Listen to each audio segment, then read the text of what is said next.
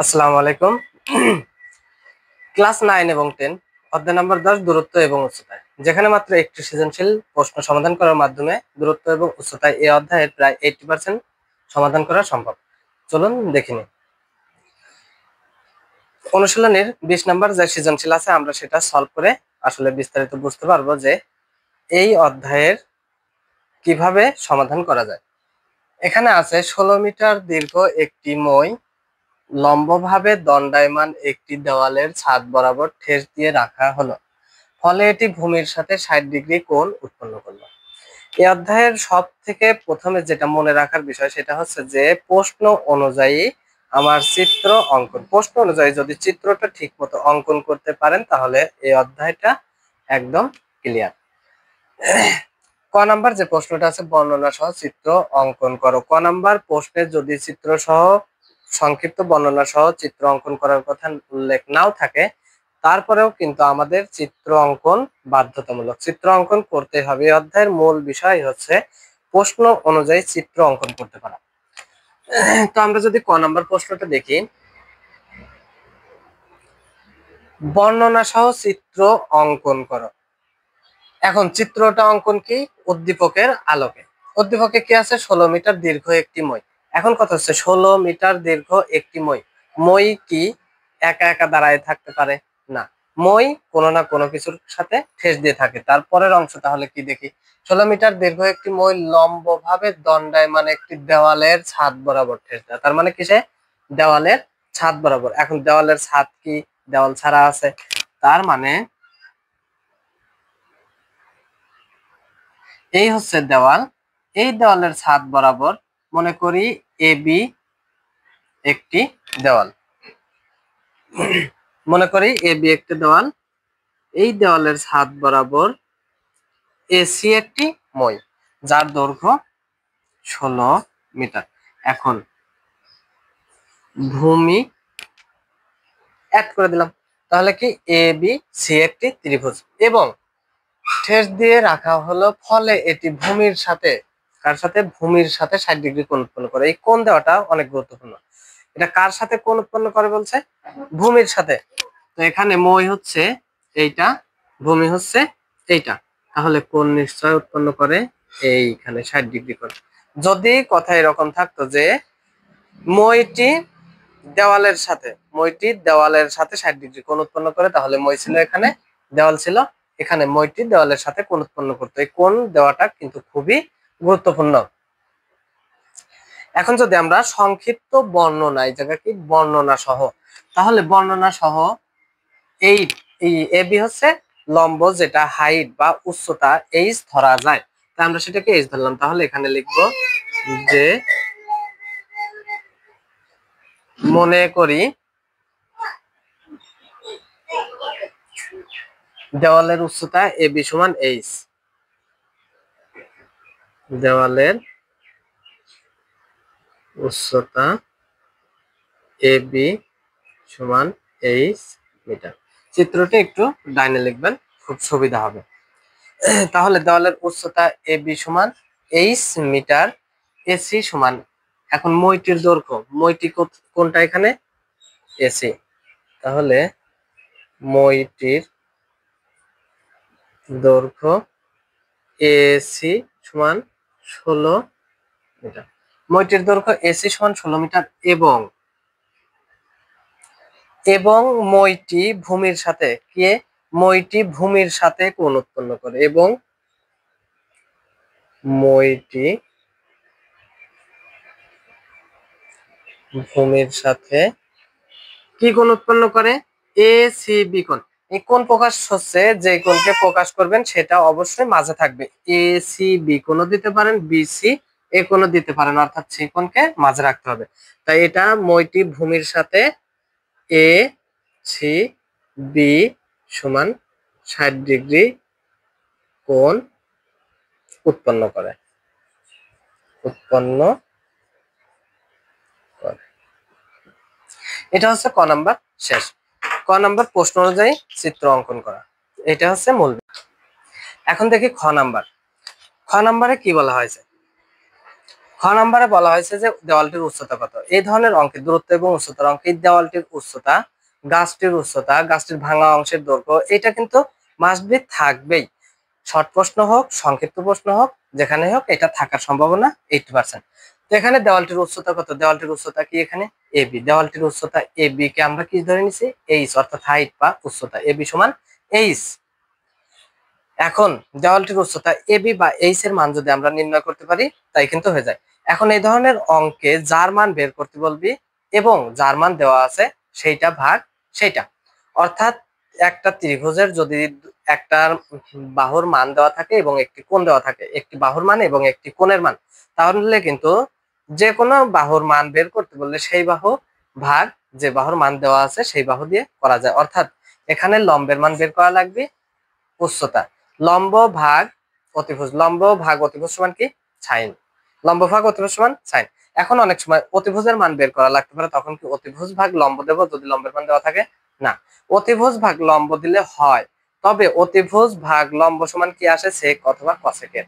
তার মানে বিষয়টা একটু জটিল, আমরা সাইন কস ট্যান এবং কটের ভিতরে সীমাবদ্ধ থাকার চেষ্টা করব এই দূরত্ব এবং উচ্চতার অঙ্কে।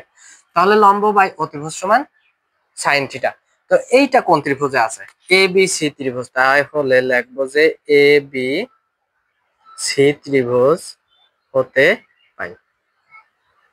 এবিসি ত্রিভুজ হতে কি পাই? এবিসি ত্রিভুজ হতে পাই যেহেতু লম্ব বাই অতিভুজ সমান সাইন, এবং সাইন কত ডিগ্রির মান? এসি বি কোণের মান। এসি বি কোণ অর্থাৎ কোণটা আছে কোথায়? সি কোণে। যে কোণকে প্রকাশ করবে সেই কোণটা অবশ্যই আমাদের মাঝখানে থাকবে, অর্থাৎ এসি বি কোণও প্রকাশ করতে পারি, বিসি এ কোণও, যাই হোক সি কোণ মাঝে থাকবে। সাইন এসি বি কোণ সমান সাইন দিছি কেন? লম্ব বাই অতিভুজের কারণে। এবার সেই কারণটা লেখা লাগবে। লম্ব কি এ বি, অতিভুজ কি এ সি, বা সাইন এসি বি কোণের মান কত? 60 ডিগ্রি, সমান এবি সমান আমরা ধরে নিছি এইচ, যদি কেউ এইচ ধরে না দেয় তাহলে এবি করতে এবি রাখলে এবির মান বের করলেই আরাম। এসি সমান কত? 16, বা সাইন 60 ডিগ্রির মান কত? সাইন 60 ডিগ্রির মান আমরা জানি √3/2, যেটা ত্রিকোণমিতি এই অধ্যায়ে বইতে চার্ট কিন্তু আছে এই মানের। যদি এই মান মুখস্থ করতে না পারেন তাহলে এই মানগুলো সহজে কিভাবে বের করতে পারবেন সেটা পরবর্তী ভিডিওতে দেখাবো। √3/2 সমান h/16, বা যেহেতু মান বের করব এইচ এর, তাই এইচ এর ক্রস গুণটা আগে। এইচ এর ক্রস গুণ, এই ক্রস গুণ অর্থাৎ আর গুণটা কি? সমানের বাম পাশ এবং ডান পাশের হিসাবে উপরেরটা নিচেরটার সাথে গুণ, নিচেরটা উপরেরটার সাথে গুণ। তো যার মান বের করব তার ক্রস গুণ আগে। এইচ আর 2 যদি গুণ করি তাহলে 2h সমান 16, আর √3 যদি গুণ করি তাহলে 16√3, বা এইচ সমান কি? যার মান বের করব সে বাদে বাকি যা সমানের বাম পাশে থাকবে সবকিছু আস্তে আস্তে করে সমানের ডান পাশে নিয়ে যেতে হবে। তো যার কাছ থেকে আমি নিয়ে যাব তার সাথে সংখ্যাটা কি আকারে ছিল, গুণ না ভাগ না যোগ না বিয়োগ, সেটা দেখা খুবই গুরুত্বপূর্ণ। 2 গুণ ছিল, ডান পাশে গেলে ভাগ, তাহলে 16√3 ভাগ 2 সমান 2 1 কে 2, 8 2 16, তাহলে থাকলে 8 আর √3। তাহলে এইচ এর মান 8√3। এইটা যদি ক্যালকুলেটরে ক্যালকুলেশন করা হয় তাহলে কি কত আসবে? এইটা ক্যালকুলেটরে 8√3 দিয়ে ডাইরেক্ট সমানে চাপ দিলে 16.86 আসবে। এটাই आंसर। খ নাম্বার এখানে শেষ। এখন দেখি গ নাম্বার কি। গ নাম্বার খুবই গুরুত্বপূর্ণ একটি। দেওয়ালের সাথে ঠেস দিয়ে রাখা অবস্থায়, অর্থাৎ মইটি এই দেওয়ালের সাথে ঠেস দিয়ে রাখা অবস্থায় মইটিকে পূর্বের অবস্থান থেকে ভূমি বরাবর আর কত দূর সরালে? মইটিকে ভূমি বরাবর, আগের অবস্থান থেকে ভূমি বরাবর, অর্থাৎ মইটির আগের অবস্থান ছিল এইখানে, এখান থেকে ভূমি বরাবর মনে করি x মিটার সরাতে হবে মইটি। ভূমি বরাবর আর কত মিটার সরালে? তাই মনে করলাম যে মনে করি x মিটার ভূমি বরাবর সরালে মইটি ভূমির সাথে 30 ডিগ্রি কোণ উৎপন্ন করে, অর্থাৎ মইটি ভূমির সাথে, মই ভূমির সাথে 30 ডিগ্রি কোণ উৎপন্ন করে। অর্থাৎ মই যদি ভূমি থেকে সরানো হয় বা আগানো হয় মইটি কি উপর থেকে কমবে না বাড়বে? অবশ্যই যদি মইটি সরানো হয় তাহলে কমবে। আপনি যদি আপনাদের দেওয়ালের চিন্তা করেন, সেখানে একটি মই রাখা আছে, সেখান থেকে গোড়াটা যদি একটু সরান তাহলে কিন্তু মই উপর থেকে একটু নিচে আসবে। তাই মইটি ছিল এখানে, অবশ্যই নিচের দিকে নেমে আসবে। এটা কি ডি, এবং এখানে যে কোণ উৎপন্ন করে সেটা 30 ডিগ্রি। এখানে যে কোণ উৎপন্ন করে সেটা 30 ডিগ্রি, সেটা আমাদের উদ্দীপকে উল্লেখ আছে।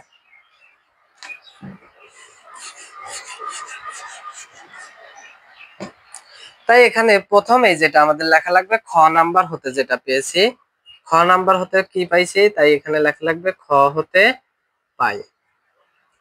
খ হতে পাই আমরা এ বি অর্থাৎ এইচ এর মান কিন্তু আমরা পাইছি কত, 8√3। পয়েন্ট দিয়ে যেটা পেয়েছি তার উপরে 8√3 পয়েন্ট এখানে লিখলাম না। এ বি সমান কি পাইছি, 8√3। এখন ধরি মইটিকে x মিটার সরাতে হবে, ধরি বা মনে করি মইটিকে x মিটার সরাতে হবে, ধরি মইটিকে x মিটার সরাতে হবে। এখন মইটি সরানোর কারণে মইটি কি এখন ডি ই, যদিও এখানে এই দূরত্ব উচ্চতার অঙ্কে এখানে যতটুকু নামছে এইদিকে ততটুকু সরে নাই মনে হচ্ছে, চিত্র এখানে কোনো ম্যাটার করে না কম বা বেশি, ছোট অথবা বড়। এখন এখানে মইটা কিন্তু আগে ছিল সি, এখন ডি, অতএব এসি সমান ডি, যেহেতু মই একই এবং এটার দৈর্ঘ্য কত হবে 16 মিটার, এবং যে কোণের মানটা দেওয়া আছে নতুন কোণ সেটা কি ডিসিবি। যাই হোক, এখন বিই আমাদের যে মানটা বের করা লাগবে, মইটি কত মিটার সরালে, মইটি আমরা কত মিটার সরালে ধরছি এক্স মিটার সরালে, তার মানে এক্স এর মান বের করলেই এনাফ। তো এক্স আছে কোথায়, লম্ব ভূমি না অতিভুজে, ভূমিতে। তার মানে ভূমিতে দেওয়া আছে, ভূমির মান আমাদের সম্পূর্ণ কি দেওয়া আছে না, তার মানে বাকিটুকু লাগবে। তো বাকি ভূমি সম্পূর্ণটুকের মান যদি আমরা বের করতে যাই তাহলে বাকি ভূমি সম্পূর্ণটুকু কি বিই, বিই। তাই এখানে লেখা লাগবে এবং বিই সমান, বি সমান আমরা কি পাচ্ছি, বি সমান আমরা দেখতেছি এইটুক আর এইটুকের যোগ করলে সম্পূর্ণ বি, অর্থাৎ বি সমান আবার বলছি এইটুকু আর এইটুকু যোগ করলে সম্পূর্ণ বিই, অর্থাৎ বিসি প্লাস সি, আর সেইটাকে কি ধরছি এক্স, তার মানে বিসি প্লাস এক্স, তার মানে বি সমান BC plus X, BC plus X. এখন আমরা জানি সমকোণী ত্রিভুজের ক্ষেত্রে, সমকোণী ত্রিভুজের ক্ষেত্রে কেন আসলাম, কারণ আমরা খ নাম্বার হতে লম্বের মান পাইছি, অতিভুজের মান তো আগেই দেওয়া, তার মানে এই অংশটুকু দাঁড়াচ্ছে এই এবিসি ত্রিভুজের ভূমি, এই এবিসি ত্রিভুজের ভূমি হচ্ছে এইটুকু। আর যদি যে কোনো একটি সমকোণী ত্রিভুজে যে কোনো দুই বাহুর মান দেওয়া থাকে, আরেক বাহুর মান বের করা যায় পিথাগোরাসের সূত্র দিয়ে। তাহলে আমরা দেখতেছি এখানে লম্বের মান দেওয়া, অতিভুজের মান দেওয়া, এইটুকু ভূমির মান বের করার প্রয়োজন। কেন প্রয়োজন, কারণ এইটুকু ভূমির সাথে এইটুকু যোগ করলে তবেই সম্পূর্ণ বি পাবো, সম্পূর্ণ ভূমি আমি পাবো। তাই এইটুকু এবিসি ত্রিভুজের ভূমি এবং লম্ব আর অতিভুজের মান দেওয়া আছে, তাই আমরা এখন লিখবো কি পিথাগোরাসের সূত্র অনুযায়ী। কিসের অনুযায়ী, পিথাগোরাসের সূত্র অনুযায়ী। আচ্ছা আমি আগেরটুকু থাক, এটুকু লিখিনি, পিথাগোরাসের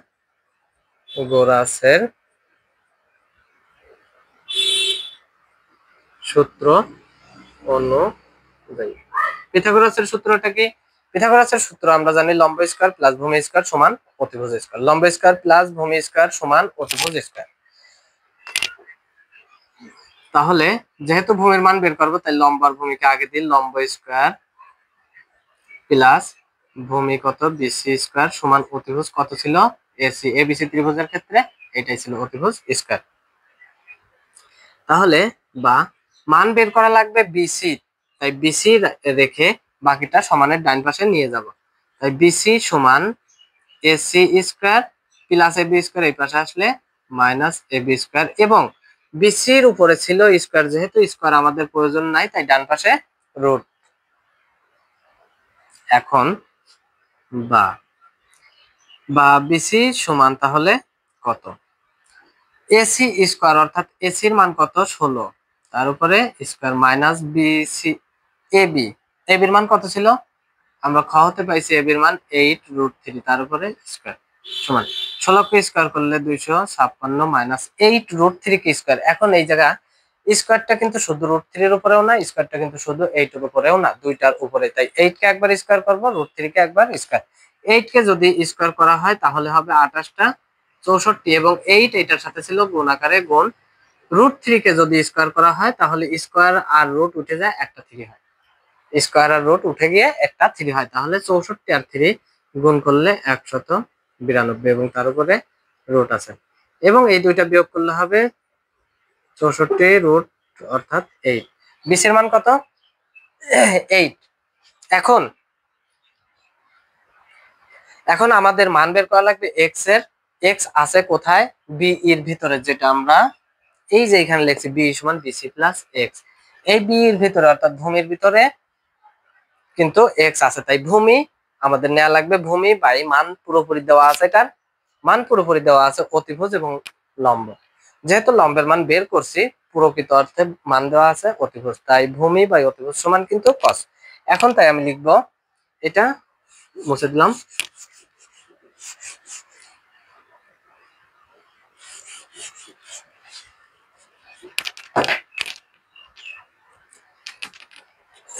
ভূমি বাই অতিভুজ সমান কস।